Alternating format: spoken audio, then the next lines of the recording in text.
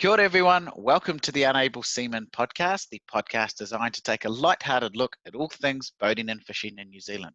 I'm your host, Jake Kerr, and joining me once again is my first mate and best mate, Christian Jensen. G'day mate, how are ya? Not bad. I feel so lucky to be your favourite person that you call up on for these podcasts. Yeah, well, I don't have any other friends to call upon, so... All to put up with your crap. pretty much, so I'm stuck with you. Yeah, yet again, Okay, we've had cool. about half an hour's worth of shagging around trying to get everything working again. Yeah. But we're here. Yeah, I was a bit late. Our audio issues are fixed. So if you listen to episode 2, apologies, it was a little bit messy with the audio. The problem is we record this, don't we, bro? And then we find out the audio is not good. So hopefully this one's going to be much better. How are you anyway? What's been happening boating and fishing wise with you? Oh, you're going to be a little bit jealous. I've just come back from 3 days at Durville. Whoo! It was beautiful. Yes. Oh, yes. Yeah. Yes. No, I want a full run through on that. Oh, you do? Okay. Is that later in on, a minute. Not yet. Hang on. Okay. We'll get into a couple of things because we've got a few things to cover. A bit of admin first. First of all, thank you everyone who has followed us on Instagram at Unable Semen, and the things we're going to talk about today will be posted there. So if we're talking about a particular boat or jig or anything like that, visit that platform to have a look. We've got a YouTube channel now too, bro. They're going to be seeing us and hearing us. Seeing us and hearing us. So you can put faces to our sort of dulcet, smooth tones. I don't know if that's going to actually. No, they might go, who's the annoying high-pitched one? And we have the nasally one. Who's the nasally? So we made this YouTube channel yesterday, and so far we've had one listener on our YouTube channel. So, and that's totally unprompted. So thank you to that one person, and you're about to get another episode to join that. Our plan with the YouTube is, as we've just mentioned, to upload the podcast video and an audio, obviously, and to also make one video a month with some sort of fishing or boating related content. I've bought a cool thing called an Osmo, which is going to help me with my filming, and it's just another way of connecting with you guys and giving you a visual component so that you can see us out and about on the water, because at the end of the day, that's what it's all about. Of course, another quick thank you to the 151 people who have listened to our last 2 episodes. Epic. That is about 150 more than I thought we're going to ever listen to it. So thank you so much for the people who have put your ears up for punishment. Anyway, bro, now I want to hear about this Durville mission. Oh, man. Tell me about it. Tell me. So I was invited a wee while ago to go on a fishing trip with some old uni mates, the old Cantabs from down there in Christchurch. And they were going to bring up their tin can, bring it up to Durville Island, and I was going to join them. And then I found out my spot on the boat was double booked. And so I said, bugger. Looks like I'm not going fishing. And then I thought, nah, I'll drag my own boat across on the ferry. And so from Wellington to Picton, of course, just to give our listeners yeah, exactly. Yeah, from Wellington to Picton. So I took the 2 a.m. ferry. Pretty long day leading up to that. Yeah, it was punishing. And towed Mrs. Cormer, which is my 1970s-esque sea nymph, across over on the Inter-Islander. And got to Durville. We drove to Durville. And Jesus, it's a long drive, eh? So you're going all the way to French Pass, aren't you, for that? Yeah, exactly. It's about 2 to 2.5 hour drive from Picton. We land, and then you tow it around to your French Pass, and so you turn off just after Rye Valley, halfway along with Nelson. And so you went there in July, so just before our second wave of lockdown, which unfortunately we are currently in at the moment. Now, we've been there in July, you and I, before, and just a bit of a story. I'm going to jump in here quickly. Christian bought a boat. Well, he paid for it. I, unfortunately, was the one who had to go and look at this boat before he bought it, and I had to give the A-OK. And this guy had just done up this boat, and it looked all good. He'd fiberglassed in the right areas and all the rest of it. Yeah. And we said, yep. So maiden voyage, took it to Durville Island Of course you would, eh? in July, yes. And as we were coming back in, we noticed that the hull and floor was sort of flexing independently, rolling over the rolling. swells. Yeah. So Yeah. you've decided to go back in July. Luckily, on a boat that's slightly better made now. Yeah. What were you Yeah. targeting up there, and run us through some of the highlights? Infamous, the infamous greenback, big kingfish. Oh yes, woohoo! Yeah. And there's like certain tides, incoming tide or whatever it is, that apparently pushes those big kingies and bait balls up against the one of the shelves, and then in the other tide you chase the big snapper in like 80, 100 meters of water with slow jigs. Awesome. Yeah, Flipping on the yeah, yeah. slow jig. What sort of jigs were you using there? So I had a new set. I had a catch 150 spin set for vertical jigging, which Nice. beautiful. I didn't catch any kingfish the whole trip, but we Sounds like our did get. last trip. Yeah, it was like our last trip. Yeah, but we did get the usual like oodles of blue cod that you just big suckers, 50 centimeters long. Oh, nice. Yeah, no carwai this time, which I thought was odd. But we did get two big snapper on our first trip because obviously it's weather dependent. And so we got to French Pass. It was 11 o'clock in the morning, and we are like, right, let's go along today. And so we pushed the boats in and bombed straight out to Stephen's Passage, which is quite a way out actually. I forgot how long it was to get out there, man. It's 35 kilometers from French Pass to Stephen's Passage. So the listeners out there who are sort of thinking of doing a trip like this, this is sort of the theme of today's podcast is sort of dream trips, and we're going to talk about a few things This later. is right up there, eh? But yeah, so tell the listeners what you need to sort of be thinking about for a trip to D'Urville Island. Obviously, we've talked about getting to French Pass, which is a real headache. Now you've talked about from French Pass itself, where you launch to the top of the island, which was called, you just said the name, sorry. Stephen's Passage. Stephen's Passage. Yeah, which is between Stephen's Island, which is a very small island at the tip. I think it's actually got the largest population of tuatara in New Zealand on it. Wow, okay. Yeah. And it sits just off D'Urville Island. Nice. And that's where those kingies seem to be. I mean, that's obviously where we went last time, but just give us a run through of. I'm happy to give you the spots that don't work if they get process of elimination. Yeah. Yeah. We'll put a map of where Christian went and go anywhere else to get fish. Yeah. Yeah, but basically, no, I can't remember which tides, but basically they say one tide when it comes from, say, Wellington and pushes, northeast, southwest over to Nelson, that pushes the current in and slams against Stephen's Passage from right to left if you're looking at a map. And that's the best time to get the kingies, apparently. Okay. The real steep banks, they're coming up from like 80, 100 meters really, really quickly up to like 20 meters. And so you jig these banks basically and do zigzags across them. And then when the tide's going the other way in that area, you go and chase the snapper over on the other side of the island, apparently. Nice. Which is sort of the ultimate, well, what makes it the ultimate mission, really, because, I've done jigging at places like the Aldermans and stuff like that before, and Mare Island, and it is a fantastic day when the kingies are on, but it's a bloody long way to go if the kingies aren't on the chew. So having somewhere like D'Urville Island, I think, makes it such an ultimate destination because you can chop and change between the two depending on the tides or whatever you might be targeting. Hey, look, we're going to do a bit of a focus on gear today. Give us a run through about some of the rods and setup. I know you've got some bloody nice gear. Certainly look after it better than I do. Tell the listeners what you were running up there.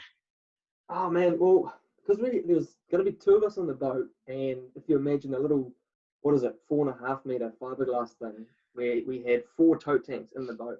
So 38 Ks, I'm doing roughly, somewhere between 1.5 and 2 Ks a litre. It's an old 2-stroke. We need to take a lot of fuel out. So we were taking basically 100 litres with us.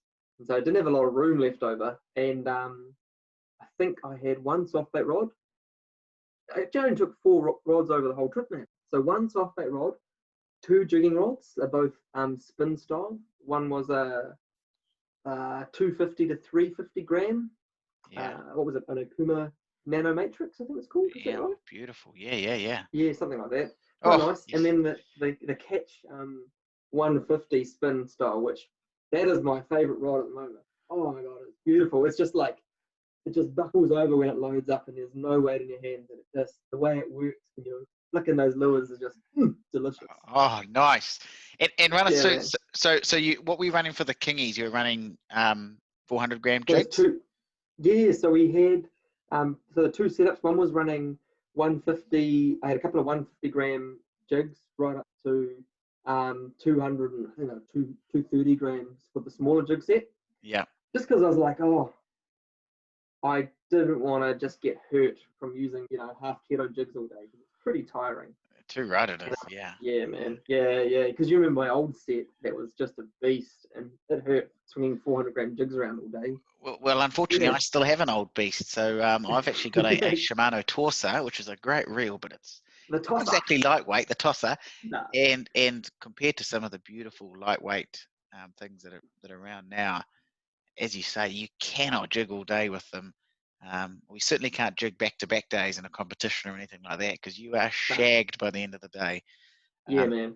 You know, it's interesting. You walk into a tackle shop and you look at all the reels there, and you sort of think, where is it going? And you can see them getting smaller and using higher grade composites and stuff. And it makes a difference in those times, those big days on the water where you're swinging lead, and sure, the old stuff will do the damage, and people go, oh, my TLD 25 from 1910 will do it. Well, yes, it will, but try do it 10 times. Yeah.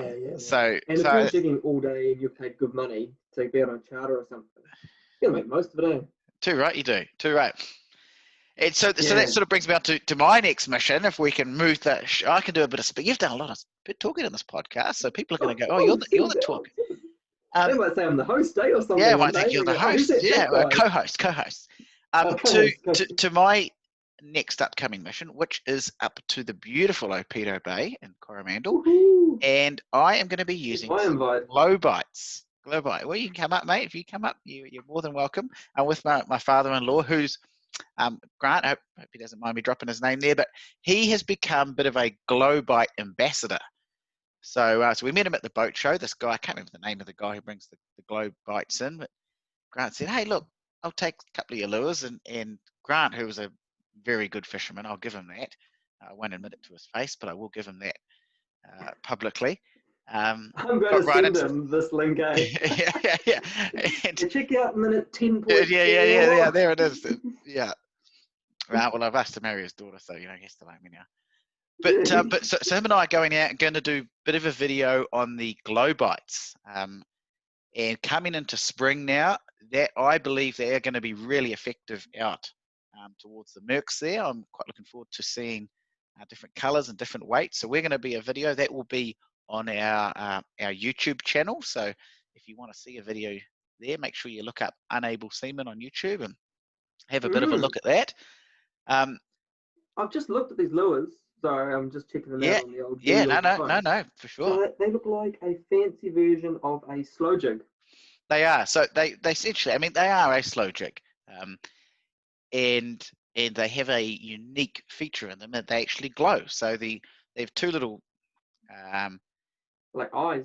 Yeah. They have two little sort of pieces of metal that connect. They finish the circuit in the salt water. They start flashing, and that flashing is obviously designed to attract fish. Really interesting article in the latest fishing magazine comparing soft baits and slow jigs, bro. Run us through what you've had most luck with in the past, and where have you sort of found they've been most effective? I reckon, so from my experience so far, with the slow jigs, that's what I've used more of probably because they tend to be great for like a lazy drift where you just put it in Mr. Cast out your lure, let it sink to the bottom, you put the rod in Mr. R holder. R holder's got a lot of fish on my boat. Yeah, Mr. R holder. Fish beat 10 to 1. Exactly. And you just like forget about it, and then all of a sudden your line starts taking off, and just the rocking of the boat jiggles those little rubbery skirts and magical. And to be honest, at Derville Island, we were using 150 and 200 gram Lacanus and slow jigs. And 80 to 100 meters. Oh, actually, right to 120 meters. Yeah. And they get down to the bottom, no problem, eh? Oh, yeah. Yeah. So they're really good for that deep and lazy fishing. The soft baits I find are better for, like up to 20 meters and active fishing where you're casting into whitewash and stuff like that. Yeah. But I don't actually get a lot of that in Wellington, to be fair. No, you So, wouldn't. nah, a lot of our snapper are in the shallow stuff, like, that 40, 50 meters easily plus. So that's why I tend towards the slow jigs and jigs. Yeah. It's interesting Yeah. too. So this coming into spring, as I mentioned, I think slow jigs and soft baits do start to come into their own as those fish sort of tend to school more. Interesting thing though, I've been looking at, I've been watching, well, I've in fact read an article in the fishing magazine with our friends Mig and Scott from what's it called, from Fishing Fishing and and Adventure. adventure. Yep, sorry, had a blank there. And they were on the old dirty bait and burley and talking about that, and I thought that was really cool. And Nothing wrong with bait and burley, then man. I oh do man, that. what and I think in winter you cannot beat that. And I think even coming into now there was still a place for getting land based, and this is where I want to mention I'd argue that it's pretty sweet just to go, to the pie shop, get a bit of fuel, and rock into the bakery, get your mince and cheese pie while you're getting your bait and burley, from the fuel station. There's something to be said for that process. oh yep, and as you say, it's you have to put the time in and get the tides right, get burley, and but it's such a reward when that Yeah. comes good. And I want to do a bit of a plug here for a really cool YouTube channel I'm enjoying called The Lateral Line. You may know them previously from Big Angry Fish. They've started a new YouTube channel. And what I like about it, bro, is they've stripped away all the crap, I'm going to Oh, call it. And I don't are mean they that being taking our nasty. bloody ethos for what we want? No, Yeah, no sponsors. Who needs yeah, who sponsors? needs sponsors? Yeah, if you're listening, want to sponsor us? We're not that anti it, but Yeah, but okay. I've used the word. I don't mean crap in the sense the show was crap. I just mean all the extra stuff. Now it's just them with a phone on the rocks, doing exactly that, just with a bit of bait, bit of burley, and fishing their feet. And I've really got a soft spot for that recently, bro, and it's something I really want to get into a bit Yeah, I'm more just of. checking them out Obviously, right now. yeah. Well, obviously we both have boats and we love getting out there, but watching that has given me a new appreciation. So those two, like I say, reading that article from Mig and Scott, and then watching that channel have really sort of given me a bit of a hankering to get onto the old bait man, the old stump puller rod, that he Yeah, bit of like a bit of old bloody pine tree, flick it you out and got you got just one of those. You got plenty of those lying around, plenty haven't of you? those lying around, mate. You use the old broomstick as Yeah, that's the but one. but but as you Chuck on say, that it's old torso. Where you go? you hang out there with a box of beers or something, and away you go. So um and as we're talking about summer missions, there's plenty of jigging and lure fishing I want to get into, but I definitely Mm-hmm. want to have one. And I think you're coming up Labour weekend. We maybe talk about this off air, but Yeah. that's where we need to have a dirty bait fish. And I'm thinking Uh, Paringa up north, Holy stock! Hell yeah! up Yeah. in the shallows on the boat, and then there's some deeper pins too, which I'd be keen to hit. Oh, I know we're talking. See, I love that. And Parangaranga Harbour is sort of where the big old angry fish used to hang out. Quite a lot. Quite a few of the episodes were based up there. Yep, in fact I've seen a lot of fishing shows up there, and well, I mean, it just fishing shows are the greatest thing, aren't they? It's like living vicariously through it, and you sit in your wet living room on a Sunday afternoon, and it's about 8 degrees outside, and you watch Yep. these guys in summer, and it just gives you such a rush. So that is us. That is our next mission coming forward, and we will definitely record that and put that on our on the YouTube channel there. Definitely, definitely. Yeah, hopefully we'll actually catch some fish and not tie too many knots and lose too much gear. Yeah, Which, well, do a exactly. bit of I mean, that. yeah, we definitely do a bit of that.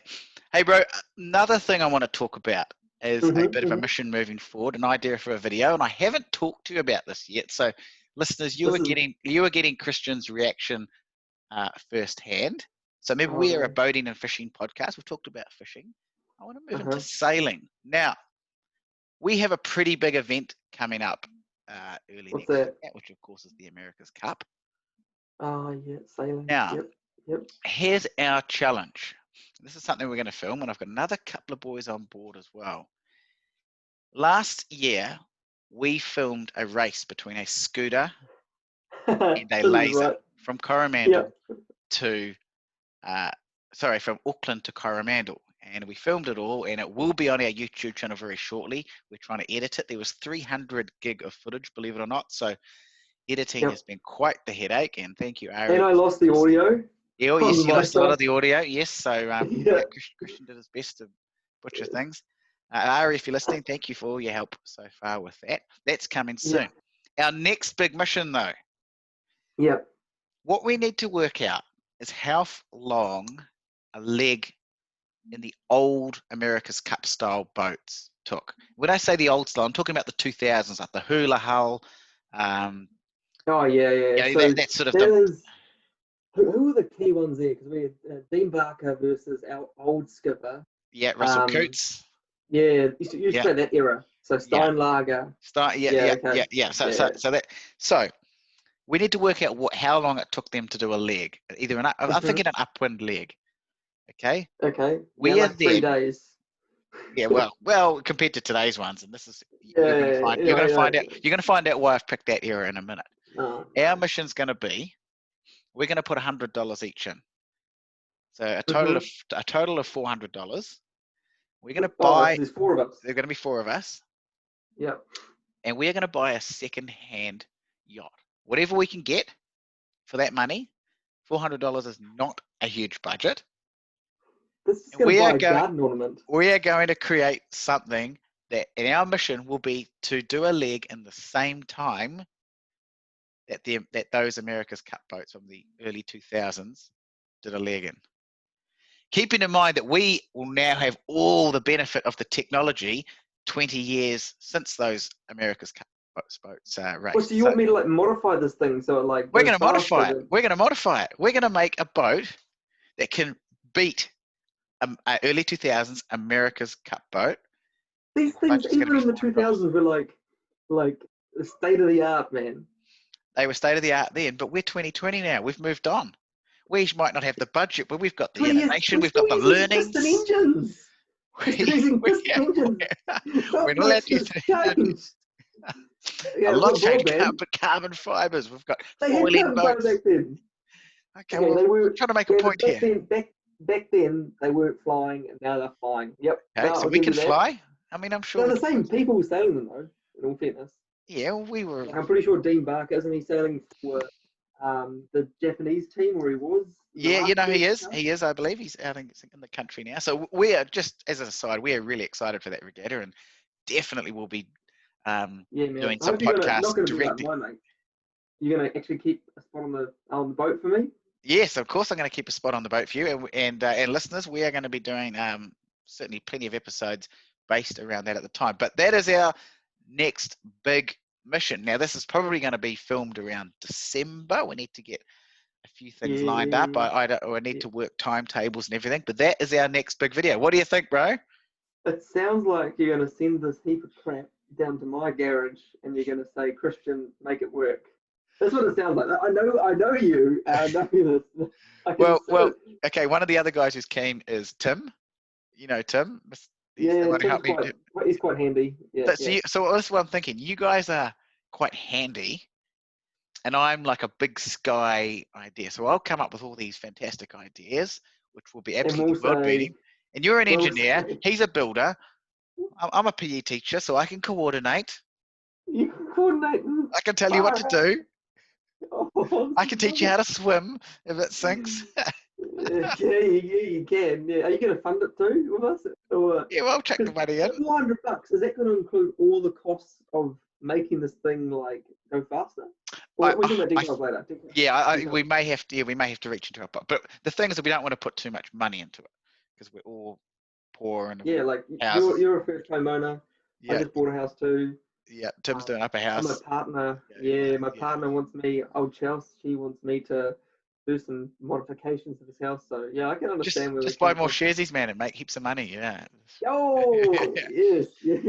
So anyway, that's upcoming. So we will keep you obviously posted with that on all. I am so keen. And that won't be till later in the summer, but we'll certainly talk about updates on that in the future episodes.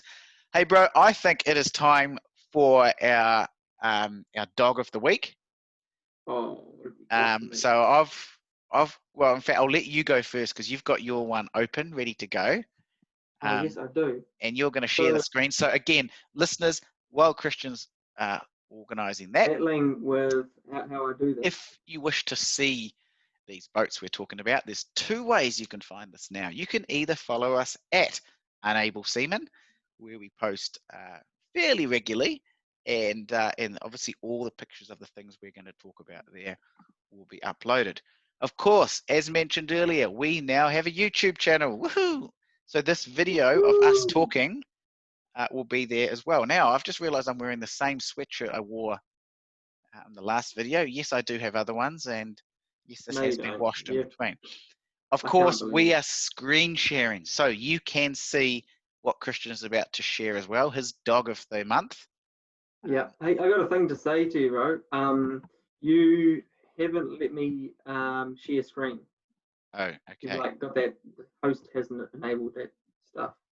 It's like you don't want to see what this awesome that I've got for you. There we go. I've done that now for you. Sorry, listeners, bit of admin there as we try and get around some of the things. While Christian is doing that, I want to bring your listeners' attention to the latest fishing news. Now, we talked about this a little bit last time, which was outboard comparisons.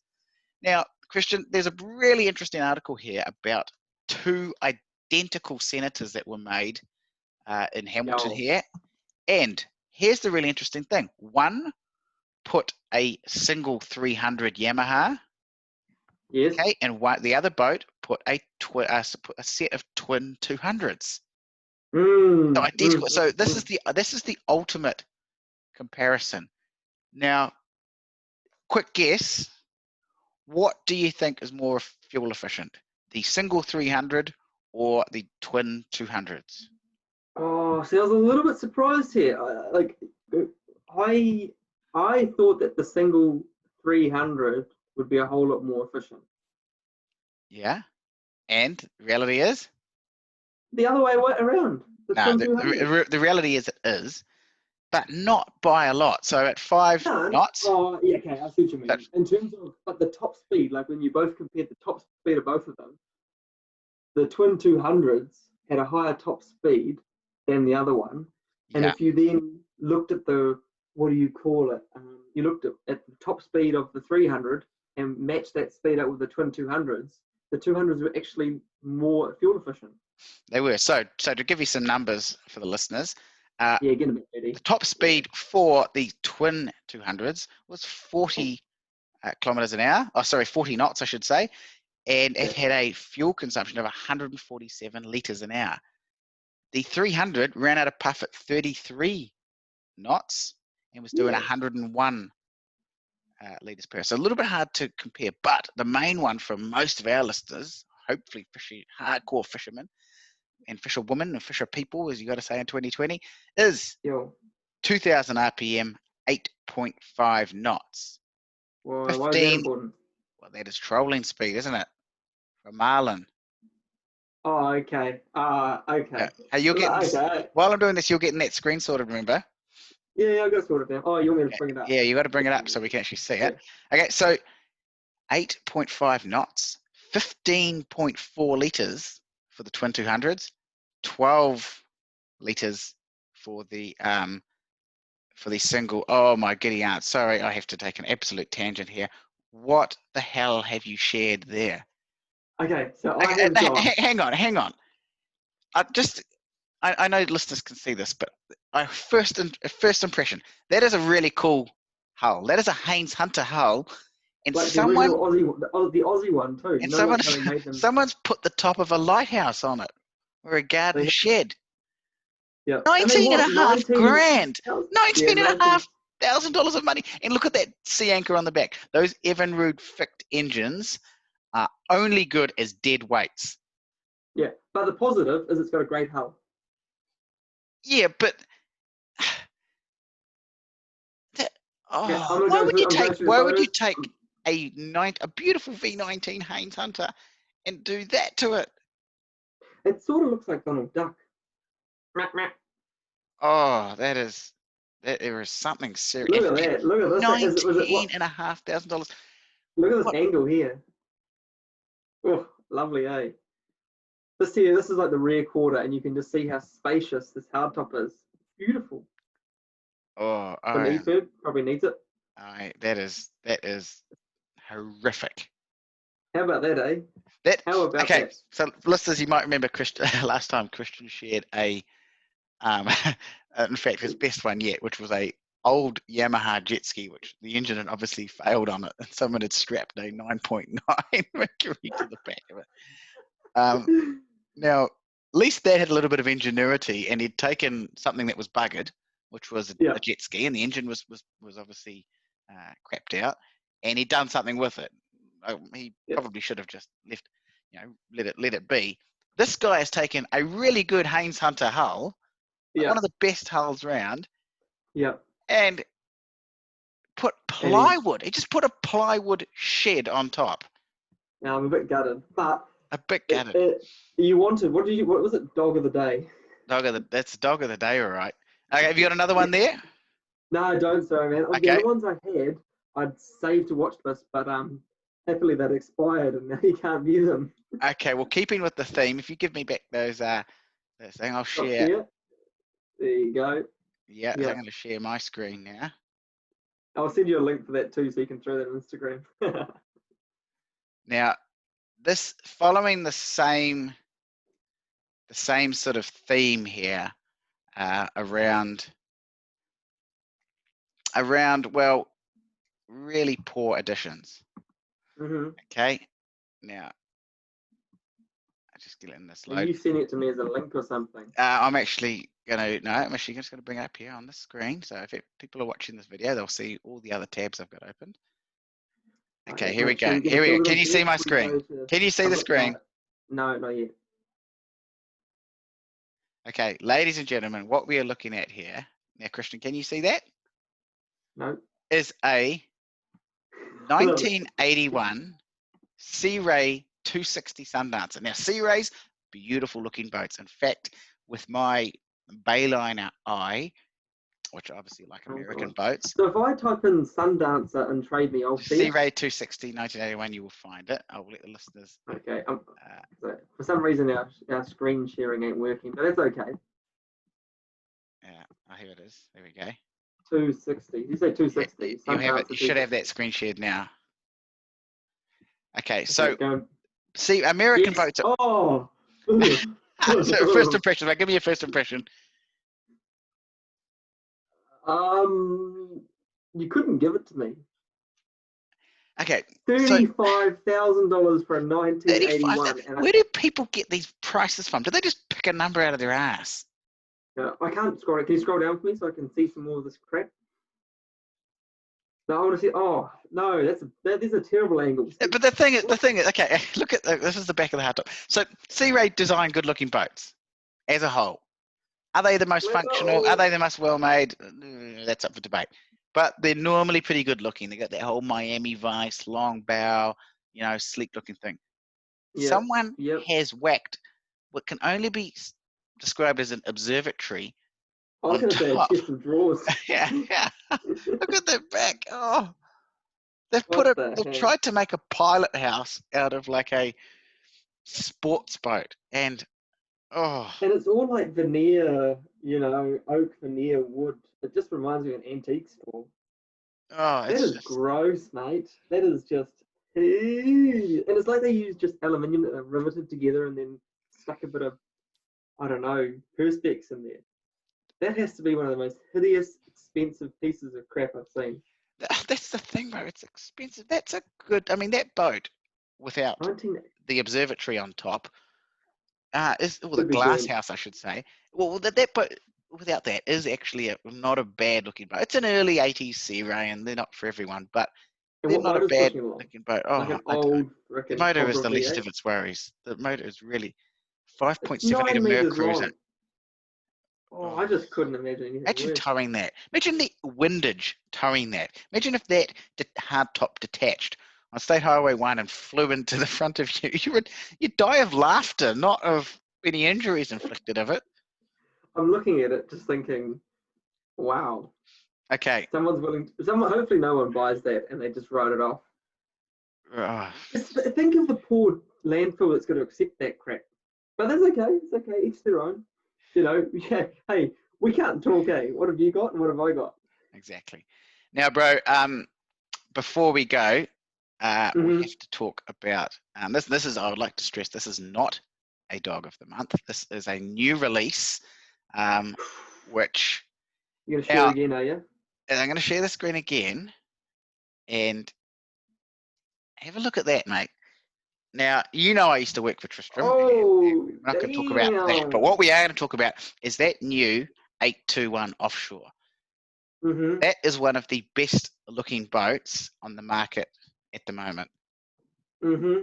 That is An very amazing nice piece of design. I watched Yeah. the video on all the interior layouts. Some really clever ideas there. I've got to give credit where it's due there. What do you reckon that's worth? I couldn't tell you, to be fair. The pricing, the boat's only been out about 2 weeks at this stage, so It's their biggest one, eh? It's their biggest boat. yes. Well, their biggest model is the 881. Now, I don't know if that shares a hull. I don't think it does share a hull because there's a sort of raised share line on this, which I don't believe the 881 has. Right. But they have done some really cool stuff here. One of them This now has got is to be 300,000+, man. I would only be guessing.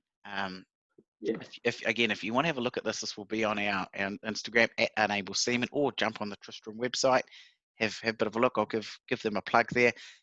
Diesel stern drive option and twin outboards. Now, the twin outboards, of course, we've just spoken about, not as efficient as the single outboard setup. However, these ones here, and a lot of new outboards now, have got this thing called the iPilot, or the joystick type setup, which we spoke about on a previous podcast. So we probably won't go too much into that today, but amazing to see what's happening here. So really cool. It basically makes anyone look like a pro when it comes to maneuvering a boat low speed around a jetty. So, bro, here we are, gun to your head. In our very first podcast, we had the challenge, and we both fell in love with the Dickey. I think it was the 750 custom, and was it the 850 custom? Either way, it was a Dickey trailable hardtop. Gun to your head, with all the listeners listening, with our 151. Oh, I know where you're going. Do you buy the Tristram 821, or do you stick with that Dickey, which we both loved? Okay. Do you want to know this now, or we save that for the next podcast? I want to know this right now.